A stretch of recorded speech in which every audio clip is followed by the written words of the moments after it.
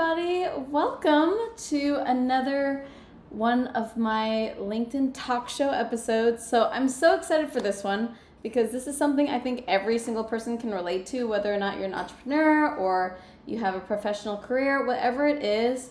This is something I think we could all relate to. And so I'm so excited to talk about this today with my friend and also an amazing hypnotherapist, Clarissa.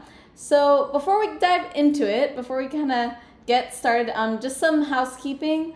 For anyone listening, we're going to leave some time at the end for questions. We're going to go through, I'm going to ask Clarissa some questions in the beginning, and at the end we'll leave some space for questions. And then I'll also have a recording of this available on my YouTube channel at the end. So anyways, we could go ahead and dive right in. So thank you, Clarissa, for being here.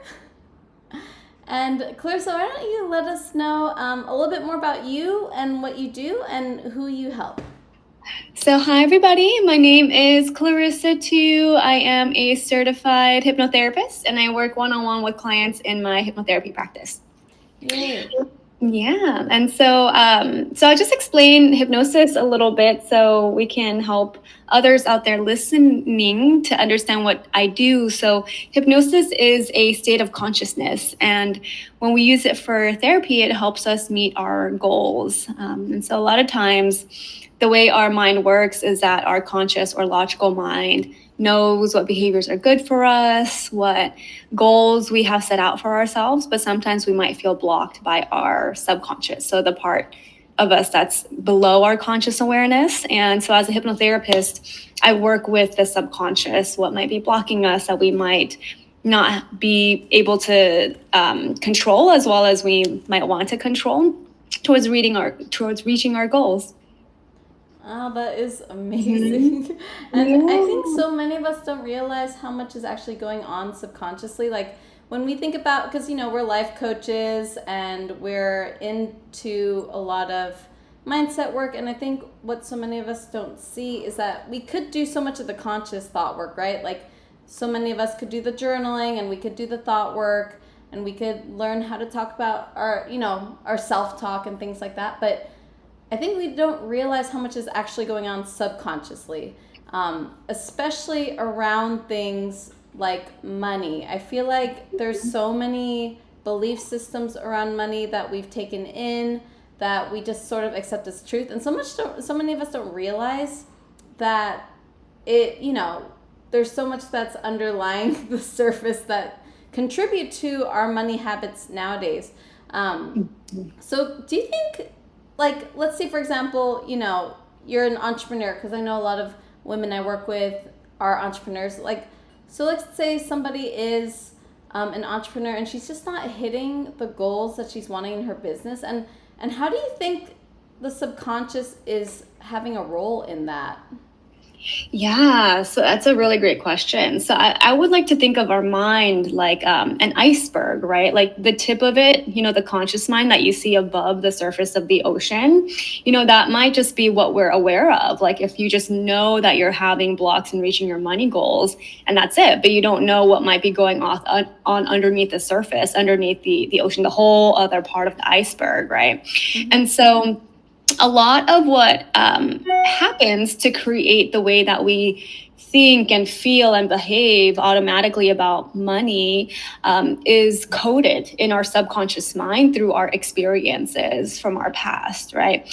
And what might be very familiar to us, just because maybe we grew up in an environment perhaps where maybe parents were just getting by or just our conditioning, essentially, it becomes almost like a comfort zone for yourself, even though logically you know that you want to go somewhere else in life, manifest a different income, but there's almost this comfort that the subconscious mind has with what's familiar.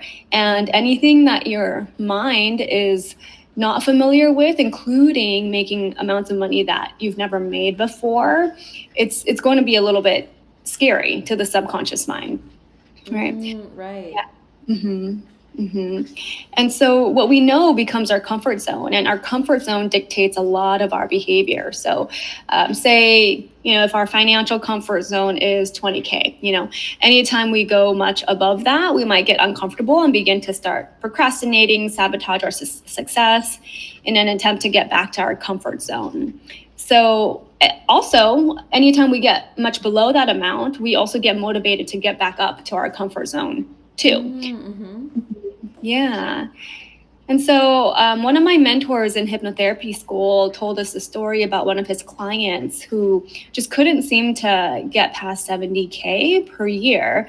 And in doing some of this subconscious therapeutic work with him, realizing that 70K was just how much his father made. And even though, 70K back then in father's generation is a lot more than now, right? Like now with inflation and everything, the actual value of 70K would be more. But, for some reason, that 70K still really stuck with that client. And he couldn't really find himself breaking past that until doing some of this subconscious work through hypnosis. And essentially what happens is that we gain, internal beliefs, a life script, right? A programming. And it's very familiar to our subconscious. Our subconscious feels very connected to it. And so if we want to achieve something that's not in this life script, right, and we need to change our story subconsciously. Right, and that's kind of crazy though, because there's so much that goes into the conscious mind and the subconscious, and it's just crazy how consciously you want something different, and that it is painful, like intellectually, to be at a certain income point. Like, intellectually you don't want to be there, but yeah, it really just goes to show like how even though those things, if you don't address the root of it, the subconscious thoughts underneath, like you could try to be pushing, you could try to be doing all the things, but you could still be wanting to stay at this comfort zone that you mentioned. And I'm curious, like, what goes into making, like, finally overcoming those blocks? Because the comfort zone seems to be such an area of safety for so many people. Like, how do people actually start to be comfortable with approaching, like, changing that level of safety, I guess? Yeah. So to change what your comfort zone considers comfortable, you have to make familiar to your subconscious mind a different reality, right? And so right now, say, I don't know, making 100K is something not familiar, right? And so in your subconscious work with hypnotic techniques, you can make your subconscious feel more familiar with this identity so that it's not going to be avoiding it. And so, there's hypnotherapy that can help you to do that. But then there's also techniques that you can use that, takes advantage of the state of hypnosis that you can use on your own every day. And I can explain a little bit more about this technique called the mental bank that I learned at my hypnosis school, Hypnosis Motivation Institute. And it is something that anybody can use on a daily basis to create familiarity in their subconscious with the new you. Oh, okay. Tell us more about this mental bank, if you don't mind. That sounds pretty awesome. Yes. So for financial success, so let me just explain a little bit before I give you the techniques. We do need belief, right? And belief that, this future is possible for us. And that really comes from also repetition, conditioning, again, getting more familiar with this new you. And to get more familiar with it, you do it through daily reinforcement to override old unwanted stories about yourself. And through the mental bank, you can think of it as a type of journaling technique. Like it takes no more than 5 minutes per day. But you do it in the magic 30 minutes is what we call it. So hypnosis is that transition state between being awake and being asleep. So the 30 minutes before you're falling asleep, you're already going into a little bit of natural hypnosis where your mind starts relaxing, opening up. And because you're more relaxed, your mind is also less defensive to new ideas, right? And the 30 minutes after you wake up too, you are also in natural hypnosis. So we recommend doing this exercise during the magic 30 minutes. Yeah. And so the premise of the mental bank is that, like, if you do something like small steps each day, like even just participating in this exercise, this is what's going to change eventually your reality, right? And so you can think of the metaphor of like having a bucket of water, right? And every day you're just dropping a pebble in that bucket of water. And eventually one day you drop a pebble in and it's just a click, there's no sound of water anymore, because now the entire bucket is just made up of pebbles. And so the transformation has completed, right? But it's small changes that you do every day, and doing it like that, it helps your subconscious mind accept this new life script a little bit easier. Because a lot of times if you do like a huge transformational experience, like you go to like a motivational speaking event over a weekend, it can be actually really hard to integrate all of that into your daily life. But if you kind of just go slow and you're consistent, then that's where permanent change really does happen. There is magic in that. Right. And I totally get it. Like I've been to UPW, like Unleash the Power Within with Tony Robbins, and it's like a full on, weekend of just like 10-hour days of just nonstop like personal development, and it can feel pretty overwhelming. Then at the end you're just sort of like, oh gosh, now what? Like you kind of almost feel aimless. So I love your approach with the mental bank of like, okay, if you just spend a little bit of time, even just like a few minutes every day in that period of time where you're waking up or you're going to sleep, you could shift that subconscious even a little bit, so you could eventually be able to identify yourself as someone with a higher income, it sounds like. And I guess what kind of is the mental bank? Is it sort of like journaling, or is it like a visualization process? Or I'll give you the steps for it. Oh. And so what I'll have you do is first you start with doubling your income, right? So say my income right now is 50K, and then I want by the end of 2023 to make 100K. And so I'll put 100K onto that page of my journal that day, right? And then underneath that, I'm going to give you 3 steps. The first one is to write down what I call value events. So these are things that you did that day that are valuable towards reaching your goal of that income. So for me, I'm writing things down like meditation, posting on social media, networking, reading, exercising, right? All of these things, both self-care and also in my business, that'll help me get to my financial goal. So number 1, you write down these value events, and this has a couple of functions. First, it helps you realize at the end of the day, like, hey, I actually accomplished a lot today, because so many of us at the end of the day can often feel like, oh, where did the day go? I have no idea what I accomplished, because there's so much left to accomplish. But that's not necessarily accurate. If you actually allow yourself to reflect on what you did that day, then you can feel a lot more also encouraged that you are making moves towards your goal. Yes. Yeah, and that feeling of encouragement also gives you that forward movement, that momentum too. It's like, oh, okay, I am moving towards my goal, and that perpetuates more movement towards your goal. Right. Yeah, and so it not only helps you go to bed like feeling like, you have accomplished a lot of what you needed to accomplish, but you also give yourself that double whammy of giving that more momentum towards going towards where you want to go. And so that's the purpose of the value events. And number 2, writing out a gratitude list. So what went right that day? And gratitude lists are a common practice, but very rightfully so. It's so important to think of what did go right. And even on the days where life can get really hard, a default can be, I woke up today. Not everybody gets to wake up, right? Or even that, I was born in America. There are so many people literally risking their lives to get here. And I just woke up in a hospital one day in LA. So little things like that, even on days that feel really rough, can really help you feel into like, I actually already have a lot. This puts you in a state of abundance.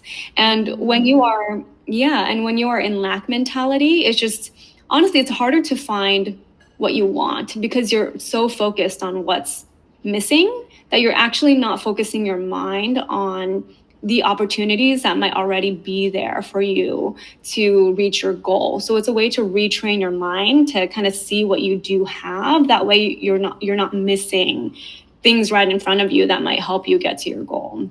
Right. And I especially know with money blocks too, it's so rooted in scarcity. Like when you're not having the abundance you want, so much of it, it's like you could just go into this sort of survival mode and you're just sort of like, oh yeah, like I need to save every single penny and I don't have enough. And it just creates, it's so funny, you feel like it's creating safety, but it just keeps perpetuating lack. And so I love that you're helping to retrain your brain to see like, oh hey, we are actually moving forward, we are actually doing, we're doing something to help us gain momentum. And also we have a lot to be thankful for right now, which I feel like it's the hardest part for a money block. I don't know. I feel like there's so much association between money being like, you need to have more of it to feel like you're enough or to feel like you're safe.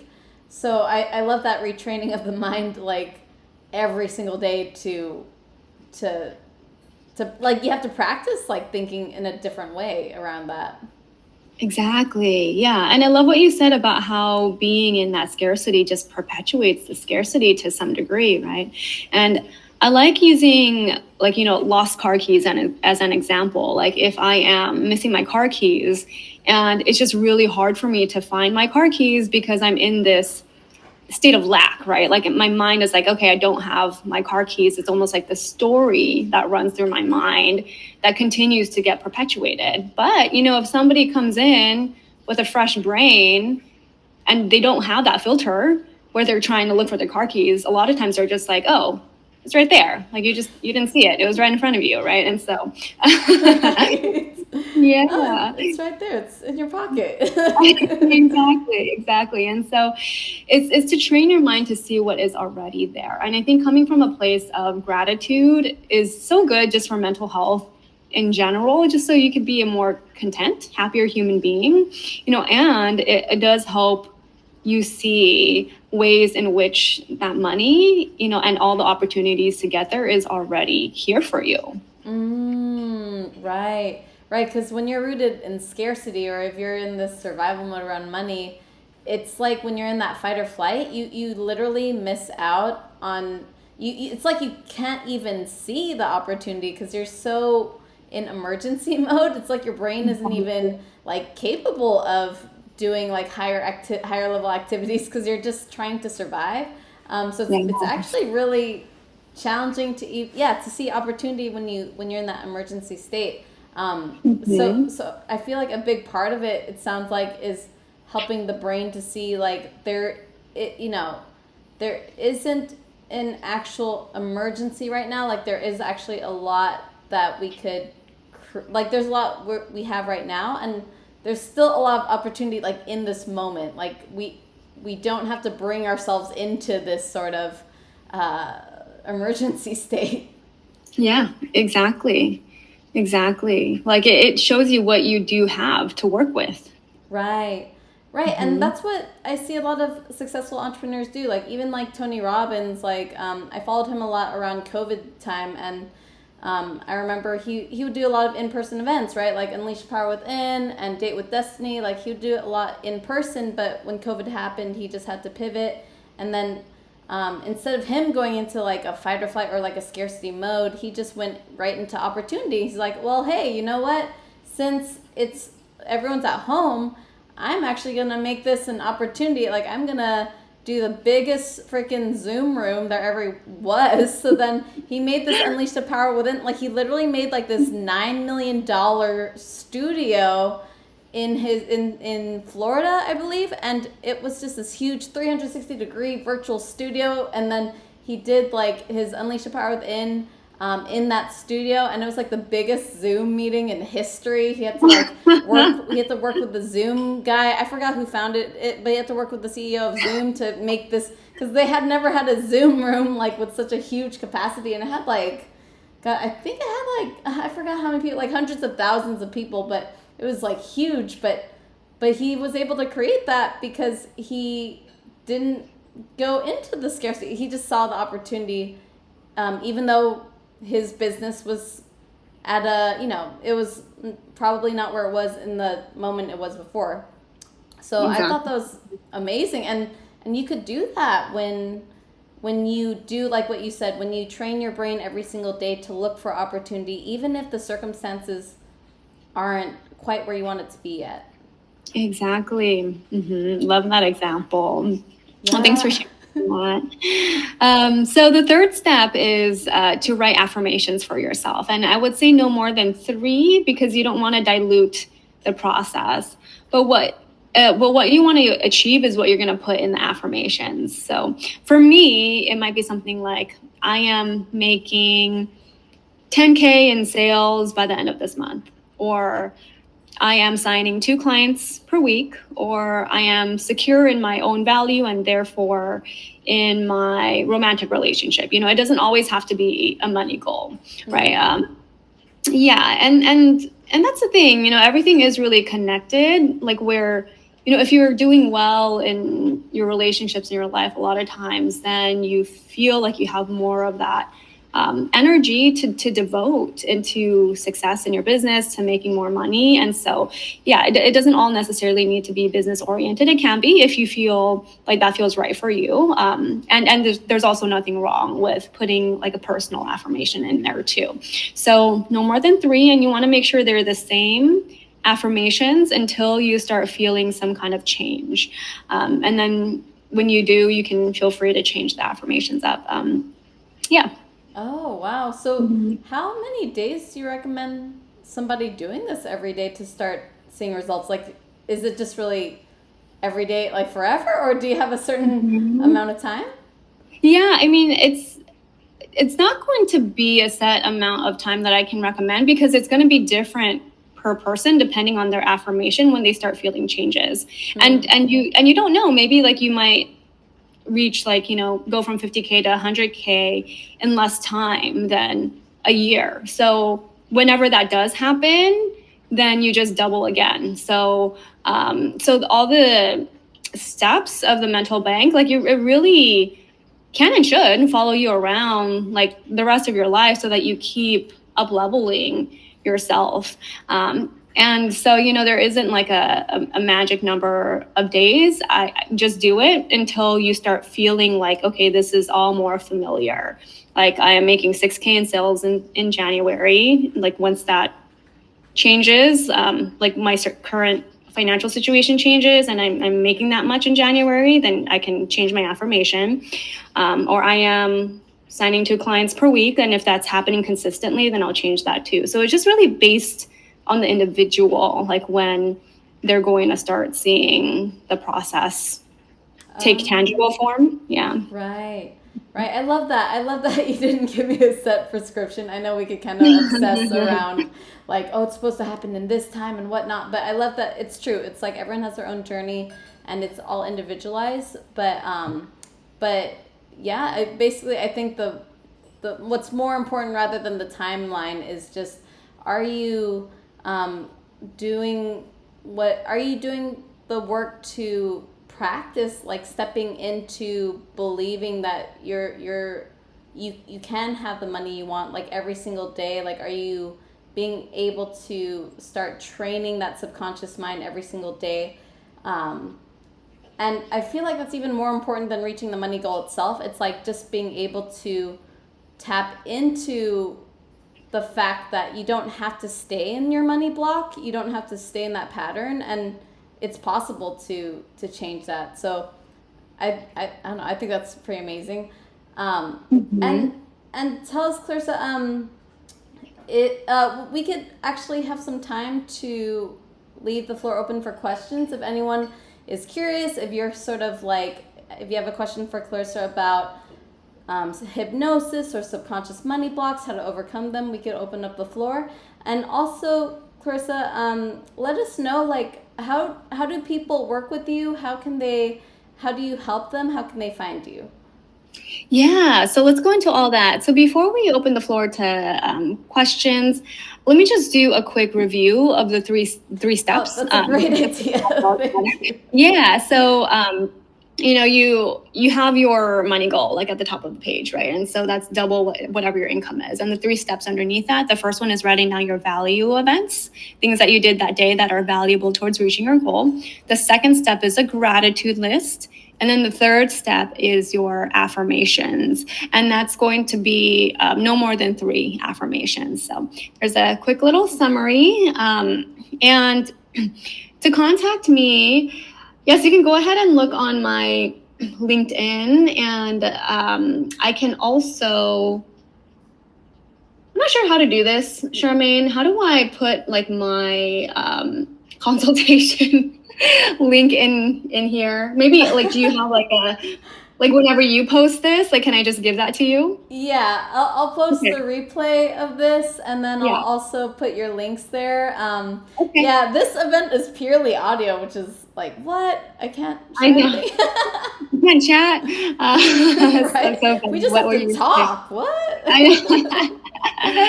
Yeah, so I do complimentary one-on-one consultations. A big part of my job is education about hypnosis, so I'm always happy to talk about hypnosis. And if you're struggling with anything subconsciously, like you notice automatic thought patterns and behaviors that aren't supporting you in reaching your goals, but you don't know how to change them, it's something I'm happy to chat with you about, brainstorm some tools for you in our consultation, and just talk about my hypnotherapy program too. But I do work one-on-one with clients virtually to help them gain the tools to overcome their subconscious blocks. And what I do love about my program is that eventually clients do know how to tap in to their own resources and become just more independent with their ability to shift their subconscious thought processes. I love that.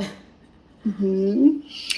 Yeah, so that's how you can contact me, and would love to keep in touch with anyone that is listening now or who finds this replay later. And yeah, happy to open the floor now to anybody that might have questions.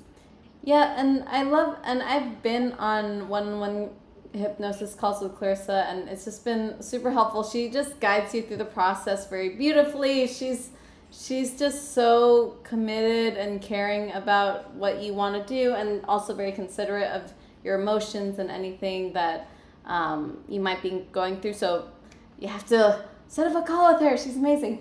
But anyway, I will ask questions if no one else asks questions. I'm like, I have so many questions, but I love this. You said the practice every day. You said it was called it's the mental bank, you said? Uh-oh, I can't hear you. Hello? I think we lost connection. Hang on. I will move you to listening again and then move you to speaker one more time. Let me try. I think sometimes LinkedIn glitches a bit. Okay, thank you. Did that work? Yes, it worked. Oh, weird. Very weird. So you were asking about, I think, the process being called mental bank? Yeah, is that what it's called? Yes, that's what it's called. Okay, mental bank. Okay. And so you said do it every day, either 30 minutes when you're waking up or 30 minutes when you're going to sleep? Yes. So the 30 minutes right before bed or 30 minutes right after. Okay. And I'm curious, what if, let's say, I'm just thinking hypothetically, what if somebody is doing this work and they still aren't seeing results? Is that like what would you say is causing that? Oh no, did we lose you again? Hello? That's so weird. I think it's just a little glitchy. I don't know why it's doing that. I'll do it one more time. I'll move you to listening. And then, okay, thank you. Did this work? Yeah, there you are. Worked. Oh, so weird. Okay. And so, yes, good question. So if they're doing this for like a month, 2 months, 3 months, like nothing's changing, they don't really believe still that this is a possible future for them, the affirmations aren't hitting, I would actually recommend to do a consultation with a hypnotherapist, because there might be something underneath that's causing your difficulty with believing that this could be a viable future for you, that might need to be looked at. Like we're talking about root causes that perhaps we need to clear, that you might not be consciously aware of. And so,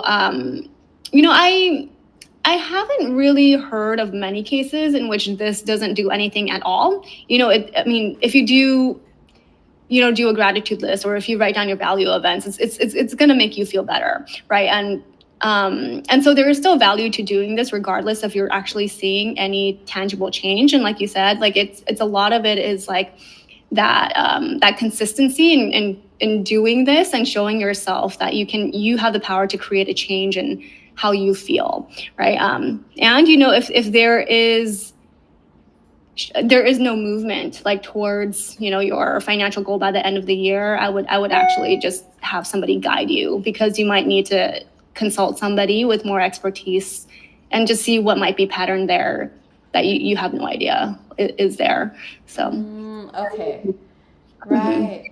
But I do agree, though. I definitely think if you do this every day, there is power in just being, and you're doing it with intention, like you're doing it not just sort of like whatever, like you're not putting any thought into it. I think there definitely has to be some intentionality when you do it, but I feel like if you are putting in the intention and you really are taking the time to look at how you have like the value events you've done, and look at like what you're grateful for, I definitely feel like gratitude, I feel like it's even immediate. Like the effect of gratitude could be so powerful even in the moment. Just like you could get out of scarcity so quickly just from, instead of being fearful around your bank account, you could be like grateful for the money you have now, and that emotion of gratitude can lead to so much opportunity already. Like I feel like it's just like so much easier to start looking at opportunity when you're in that sort of state, which you do have control over when you look at gratitude. So yeah, I think definitely you could see shifts, but also yeah, like you said, if you haven't been noticing shifts, you could get help from someone. But otherwise, Sandra has a question. I will invite you to speak. Yay! Yay, we love questions. We love just meeting other entrepreneurs and other professional women here. So go ahead and unmute and you could share. Hi from Nigeria. Oh, hello. Hi, Shamae. Hi. How are you guys today? Thank you so much. It's been a refreshing time listening to you talk about this. And especially because I decided that 2023 was the year for the money to secure the bag. So, yeah, I'm interested in this. Yes, I'm interested in this conversation because money blocks, I really did not use that term before, but there is almost always a kind of, I should use the block. It's almost like you're taking 2 steps forward and 1 step backward with money. It feels like most times when money comes in, there is almost a situation, something in need of that money.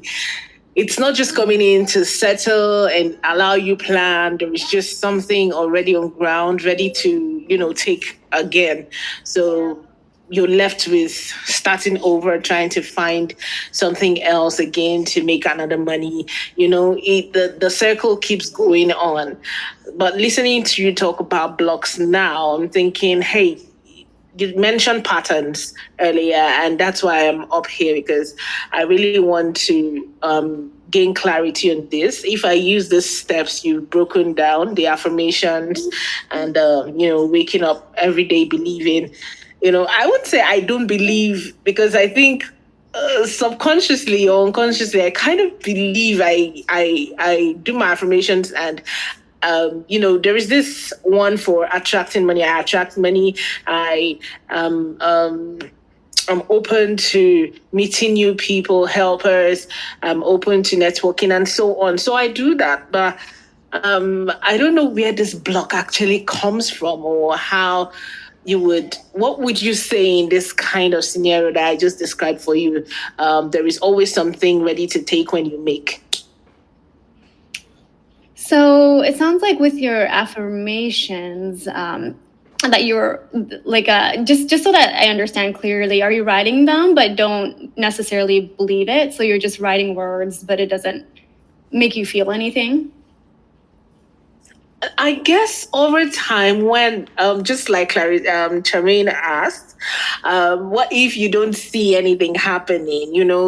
It's like this momentum. You build the momentum to a point, and then it just feels like, oh, nothing is happening. But let me just keep at it. I just want to keep at it, so it becomes a routine, right? So I think that's just basically what it looks like now. That's what it feels like right now.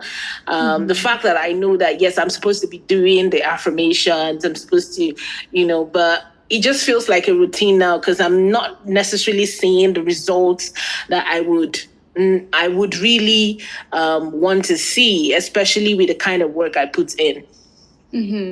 Yeah. So with your affirmations, I would recommend, like, if it's just becoming routine, which I think it's great that you've gotten to the point where it is something that is just habit for you to write down and making more familiar. There's benefit in that. But I would also just spend more time when you write down the affirmations, actually like feeling it, like meditating on it, and just really letting it hit you on a level that's just more than writing words down. And so that's one step. The second step is I would actually just go do a consultation with a hypnotherapist and see if they can help you identify what some of your patterns are, and help wake you up to ways in which you might be running an old script or an old story, and what kind of subconscious tools they can give you to continue on this momentum that doing the mental bank is giving you, or doing the affirmations is giving you. And they can also give you advice. Like, if your affirmations it's not something that you can necessarily believe because it's too far away right now, like it's too unfamiliar, then they might be able to help you change the affirmations so it's a little bit closer to what you can believe. So, I mean, I would encourage you actually to just, whenever Charmaine posts this, to just book a free consultation with me, and I can help you look into your affirmations, and I can also talk to you about what kind of patterns you might have, blocks, where they might come from, and what tools can help you shift it that can also like team up with the affirmations so that it all works together in your favor. Okay, that would really be appreciated. Thank you.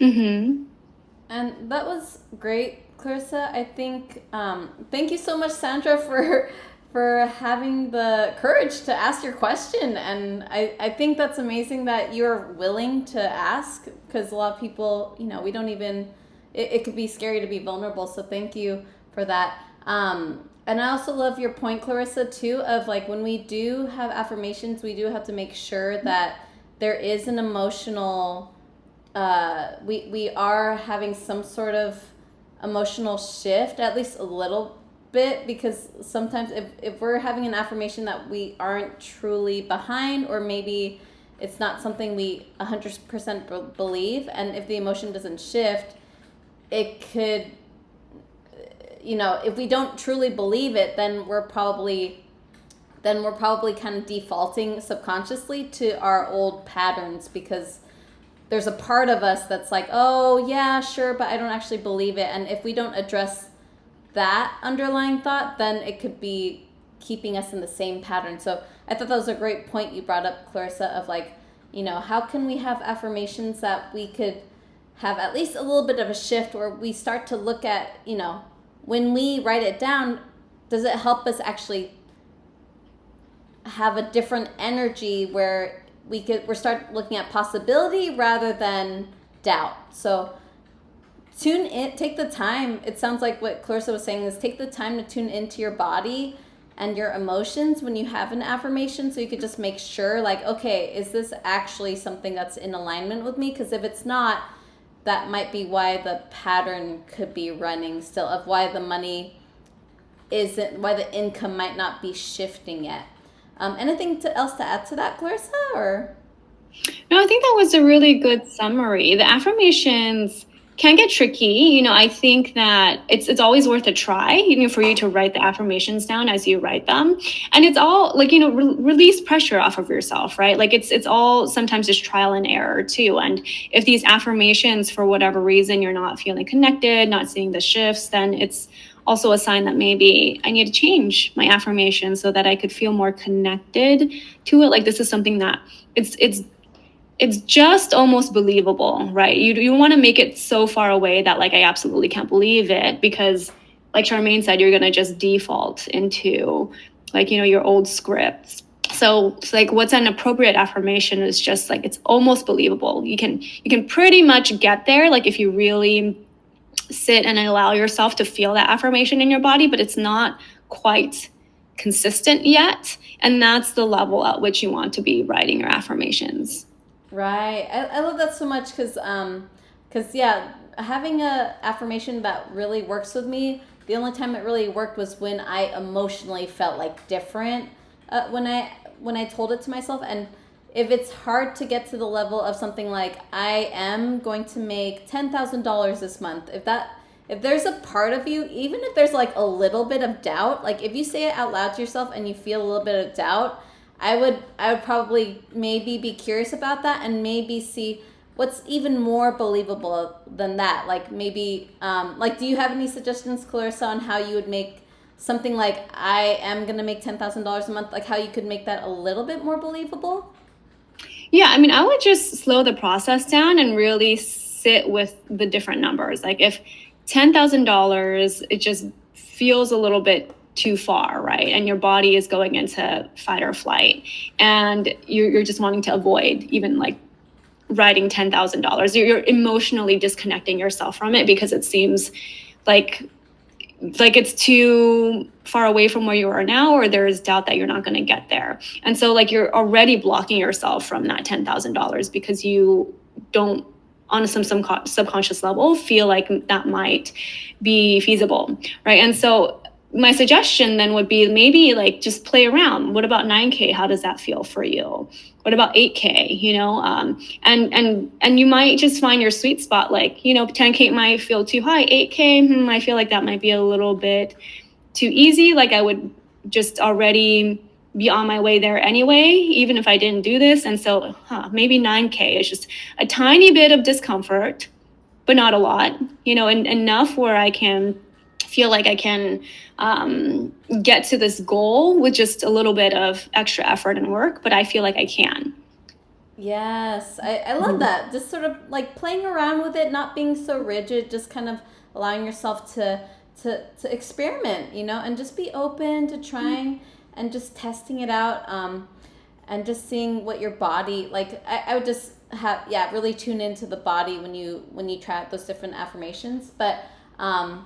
But anyway, I know we're coming up to the end. I could literally talk with Clarissa forever. So thank you so much, Clarissa, for coming on. Like, this was helpful for me too. Like, I took notes. I was like, dude, this is freaking amazing. So for anyone who wants the recording, I'm gonna put the recording of all my LinkedIn audio events on my YouTube channel. And this is all part of my Wellness for Powerful Women series. And every episode is all about learning wellness tips from different entrepreneurs and And in this episode especially, it's about money wellness and financial wellness, because I do believe that that's part of overall wellness. So I'll put that recording in the LinkedIn audio event page, so you could go to it, or you could check out my YouTube channel at youtube.com/@CharmainePlaton.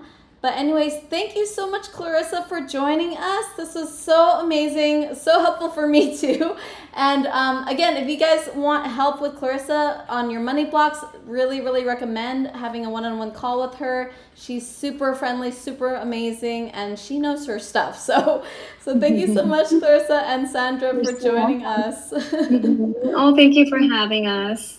All right, everyone. I'll see you next time. And I'm going to have more audio events coming up with even more amazing topics. So stick around, and I'll see you guys next time. Oh, and Sandra, did you want to say something really quick? I'm just going to let you speak. Yes, I just wanted to ask how you get the recording for LinkedIn audio events. Oh, so I have a MacBook. I'm just on QuickTime Player, and I'm just recording it on QuickTime Player, like the audio recording. So I'm going to see how this one goes out. But yeah, it was all right last time, but I think this one's okay. I just set the microphone to my MacBook Pro microphone, and then I'll see how this recording comes out. Okay. Yeah, no worries. All right, everyone, thanks for joining, and I'll see you next time. Bye. Thank you. Bye.